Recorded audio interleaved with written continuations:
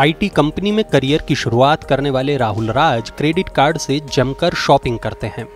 Payment के लिए वह हमेशा ईएमआई का विकल्प चुनते हैं।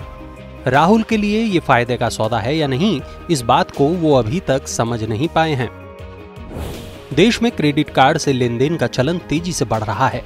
इसी का असर है कि देश में क्रेडिट कार्ड धारकों की संख्या पिछले 5 साल में 2 गुना से ज्यादा बढ़ी है। स्टेटिस्टा के आंकड़ों के अनुसार भारत में वित्त वर्ष 2016-17 में क्रेडिट कार्ड धारकों की संख्या 2,98,00,000 थी, जो वित्त वर्ष 2020-21 में बढ़कर 6.2 करोड़ हो गई। एक रिपोर्ट के अनुसार देश में जनवरी 2022 में क्रेडिट कार्ड के जरिए 88,000 करोड़ रुपए खर्च किए गए। दरअसल क्रेडिट कार्ड से किसी महंगे प्रोडक्ट की शॉपिंग करना अच्छा विकल्प साबित हो रहा है। इसकी पेमेंट के लिए 45 दिन तक का समय मिल जाता है। क्रेडिट कार्ड की ईएमआई स्कीम के तहत एक निश्चित राशि से ज्यादा की शॉपिंग की पेमेंट को एक तय अवधि के दौरान समान मासिक किस्तों यानी ईएमआई में बांटकर पे किया जा सकता है। इस स्कीम के जरिए आप एक ही बार में पूरी पेमेंट करने से बच जाते हैं। अगर आपको लगता है कि नियमित रूप से ईएमआई चुका सकते हैं तो ये विकल्प चुन सकते हैं, लेकिन ये विकल्प चुनने के पहले इससे जुड़ी कुछ जरूरी बातों की जानकारी आपके पास होनी चाहिए। बैंकिंग मामलों के एक्सपर्ट एवं loan4msme.com के फाउंडर अजय तंवर बताते हैं कि अमेजन, फ्लिपकार्ट और स्नैपडील जैसी कंपनियां ईएमआई की सुविधा देती हैं, तो वह ब्याज की राशि को स्वयं वहन कर लेती हैं।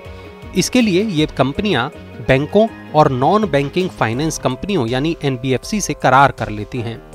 लेकिन कई बार कंपनियां इस तरह की स्कीम में इंटरेस्ट को जोड़कर प्रोडक्ट की कीमत बताती हैं। सच्चाई ये है कि ई कॉमर्स कंपनियां, रिटेलर्स और वित्तीय संस्थान मिलकर ग्राहक को ईएमआई में शॉपिंग का चस्का लगा देते हैं। आजकल ये मार्केटिंग का फंडा बन गया है कि ग्राहक क्रेडिट कार्ड का ज्यादा से ज्यादा इस्तेमाल करे। अगर आपको शॉपिंग के दौरान क्रेडिट कार्ड पर कैशबैक या स्पेशल डिस्काउंट का ऑफर मिल रहा है तो उसका उपयोग कर सकते हैं, लेकिन भुगतान एक मुश्त ही करें तो बहुत बेहतर है। ईएमआई के जरिए शॉपिंग महंगी पड़ती है, इससे बचने की कोशिश करनी चाहिए। बैंक और क्रेडिट कार्ड कंपनियां ईएमआई का विकल्प चुनने पर आपसे एक वन टाइम प्रोसेसिंग फीस लेते हैं। ये फीस शॉपिंग की कुल राशि के आधार पर या फिर क्रेडिट कार्ड के आधार पर एक निश्चित राशि हो सकती है।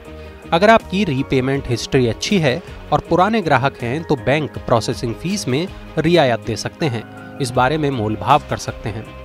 आप जितने रुपए की शॉपिंग को ईएमआई में बदलना चाहते हैं उतनी रकम आपके क्रेडिट कार्ड की लिमिट से कम हो जाती है।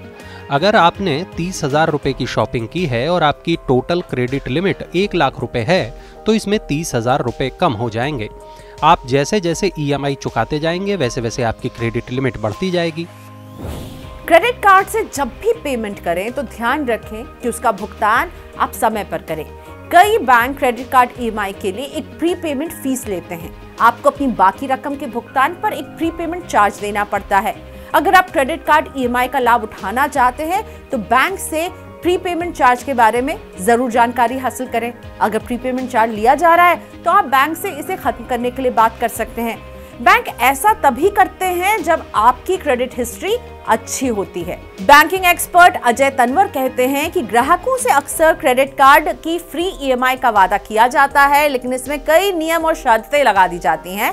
अगर एक भी शर्त का उल्लंघन हुआ तो आपको 20% से भी ज्यादा ब्याज चुकाना पड़ सकता है। ऐसे में शॉपिंग हमेशा अपनी जेब को ध्यान में रखते हुए ही करें।